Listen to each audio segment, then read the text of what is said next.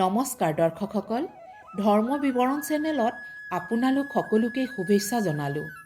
আজি মই বিষ্ণু পুৰাণৰ অধ্যায় 6ৰ দ্বিতীয় খণ্ড আৰম্ভ কৰিবলৈ লৈছোঁ। ব'লক আৰু দেৰি নকৰাকৈ মই আৰম্ভ কৰোঁ। ভগৱান বিষ্ণু এই সৃষ্টিৰ পালনকৰ্তা, পালনহাৰ। যেতিয়াই এই পৃথিৱীত পাপ বাঢ়ি যায়, অধৰ্ম জিতিবলৈ ধৰে, তেতিয়াই ভগৱান বিষ্ণুৱে এটা নতুন অৱতাৰ লৈ ধৰ্মক বচাবলৈ আৰু অধৰ্মক নাশ কৰিবলৈ এই পৃথিৱীলৈ আহে। মহৰ্ষি কাশ্যপৰ পত্নী দিতিয়ে দুজন ৰাক্ষস পুত্ৰ জন্ম দিছিলে। তাৰে এজন হ'ল হিৰণ্যকাশ। হিৰণ্যকাশক ভগৱান বিষ্ণুৱে বৰাহ ৰূপ ধৰি বধ কৰে।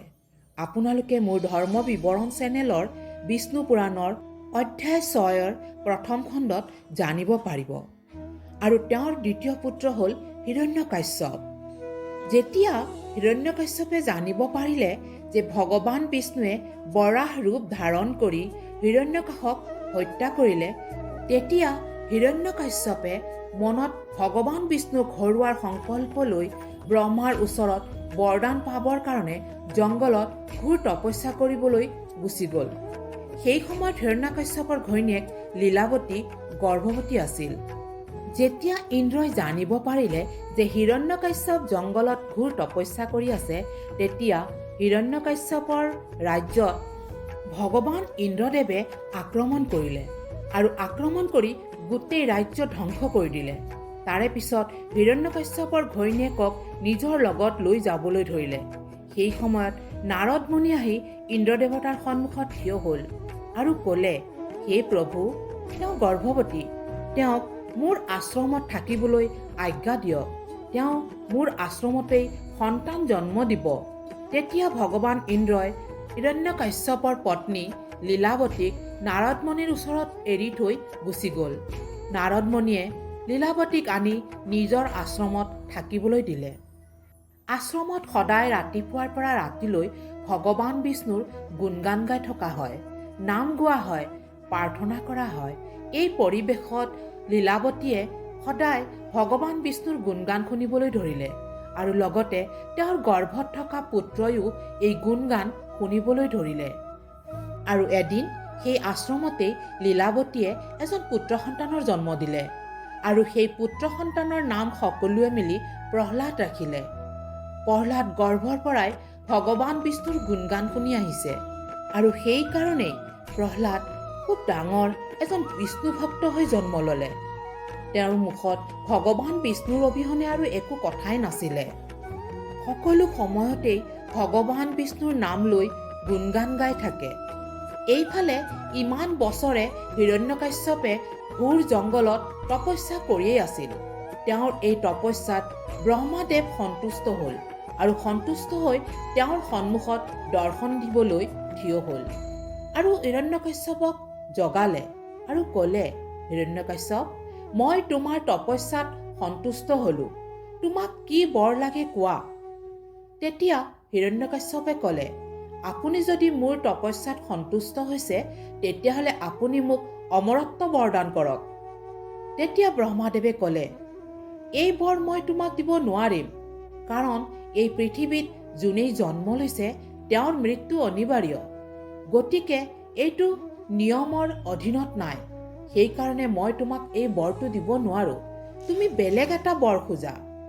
তেতিয়া হিৰণ্যকাশ্যপে বুদ্ধি লগালে আৰু ক'লে, আপুনি যদি মোক বৰ দিবই খুজিছে, তেতিয়াহ'লে আপুনি মোক এই বৰটো দিয়ক। মোক যাতে কোনো মানৱে, পশুই বা দেৱতাই মাৰিব নোৱাৰে। নে মোক আকাশত মাৰিব পাৰিব, নে মোক মাটিত মাৰিব পাৰিব, নে মোক ঘৰৰ ভিতৰত মাৰিব পাৰিব, নে মোক ঘৰৰ বাহিৰত মাৰিব পাৰিব, নে মোক ৰাতি মাৰিব পাৰিব, নে মোক দিনত মাৰিব পাৰিব, নে মোক কোনো অস্ত্ৰ শস্ত্ৰৰে মাৰিব পাৰিব। তেতিয়া ব্ৰহ্মাই অলপ চিন্তা কৰিলে। তাৰে পিছত এই বৰদানটো দি তাৰে পৰা অন্তৰ্ধান হৈ গ'ল। এই বৰদান পাই হিৰণ্যকাশ্যপৰ অহংকাৰৰ সীমা নাই। তেওঁ নিজৰ ৰাজ্যলৈ উভতি গ'ল আৰু গৈ দেখিলে তেওঁৰ ৰাজ্যৰ অৱস্থা নাই। তেওঁ আকৌ সেই ৰাজ্যখন স্থাপন কৰিলে আৰু ৰাক্ষসসকলক একগোট কৰিলে। তাৰে পিছত তেওঁ আশ্ৰমত গৈ নাৰদ মুনিৰ ওচৰৰ পৰা নিজৰ পত্নী আৰু পুত্ৰক লগত লৈ উভতি আহিল। হিৰণ্যকাশ্যপৰ অহংকাৰ ইমান বাঢ়ি গ'ল যে তেওঁৰ সন্মুখত যদি কোনোবাই ভগৱান বিষ্ণুৰ নাম লয় তেতিয়াহ'লে তেওঁক বধ কৰি দিয়ে, অত্যাচাৰ কৰে, নহ'লে নিজৰ কাৰাগাৰত আনি ৰাখি থয়। তেওঁ দিনে দিনে ইমান পৰাক্ৰম বাঢ়ি গ'ল যে তেওঁ পাতালকো জয় কৰি ল'লে আৰু স্বৰ্গখনো জয় কৰি ল'লে। তেওঁ তিনলোকৰ ৰজা হৈ গ'ল। তেওঁ নিজকে তিনলোকৰ স্বামী বুলি ভাবিবলৈ ধৰিলে আৰু নিজকে তেওঁ ভাবিবলৈ ধৰিলে যে তেওঁতকৈ আৰু শক্তিশালী এই বিশ্ব ব্ৰহ্মাণ্ডত কোনো নাই। এদিনাখন তেওঁ নিজৰ সিংহাসনত বহি আছিল। তেতিয়া ভক্ত প্ৰহ্লাদক তেওঁ নিজৰ কোলাত বহাই লৈ সুধিলে যে তুমি গুৰুৰ পৰা কি শিকিলা? তেতিয়া প্ৰহ্লাদে ক'লে, মইতো ভগৱান বিষ্ণুৰ নাম ল'বলৈ শিকিলোঁ। মই মাত্ৰ ভগৱান বিষ্ণুকহে চিনি পাওঁ। তেওঁৱেই এই বিশ্ব ব্ৰহ্মাণ্ডৰ হৰ্তা কৰ্তা, তেওঁৱেই এই তিনলোকৰ স্বামী। তেতিয়া হিৰণ্যকাশ্যপৰ খুব খং উঠিল আৰু পুতেকক দলিয়াই দিলে আৰু ক'লে, এই বিশ্ব ব্ৰহ্মাণ্ডৰ এই তিনলোকৰ স্বামী মই, আৰু আজিৰ পৰা যদি মই তোমাৰ মুখত বিষ্ণুৰ নাম শুনো তেতিয়াহ'লে মই তোমাকো এৰি নিদিম। কিন্তু ভক্ত প্ৰহ্লাদক কোনে ৰখাব পাৰে? ভগৱান বিষ্ণুৰ অবিহনে তেওঁ একোৱেই নাজানে।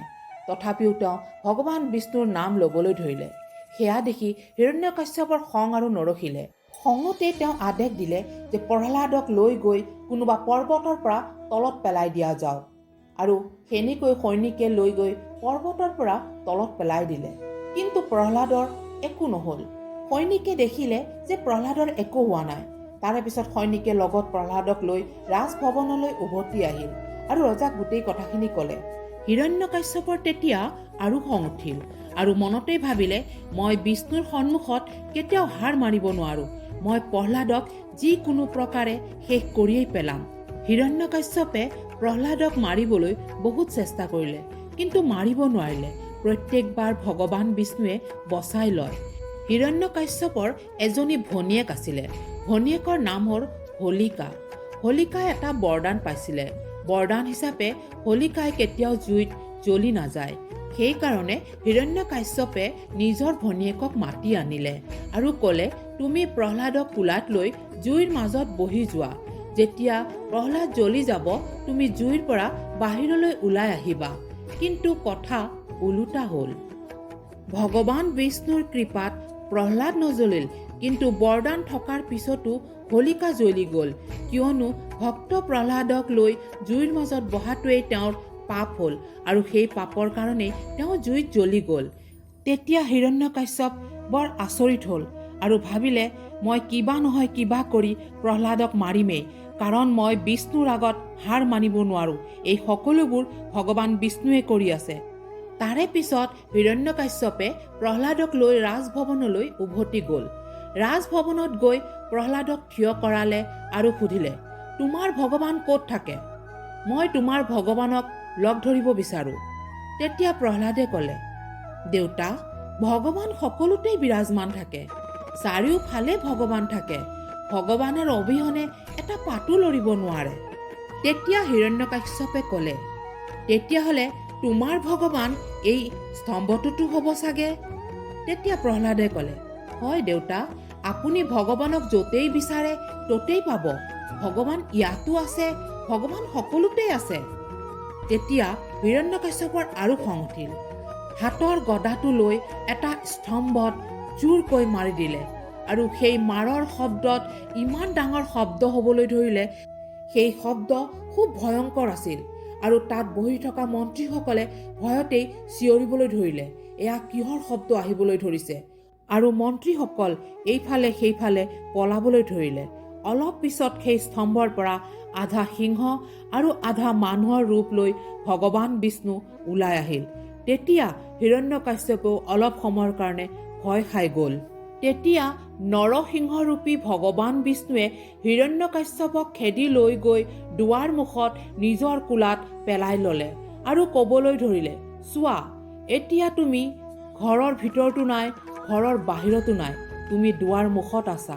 চোৱা, এতিয়া ৰাতিও নহয়, দিনো নহয়, এতিয়া এইটো সন্ধ্যা সময় আৰু এতিয়া তুমি আকাশতো নাই আৰু মাটিতো নাই, তুমি মোৰ কোলাত আছা।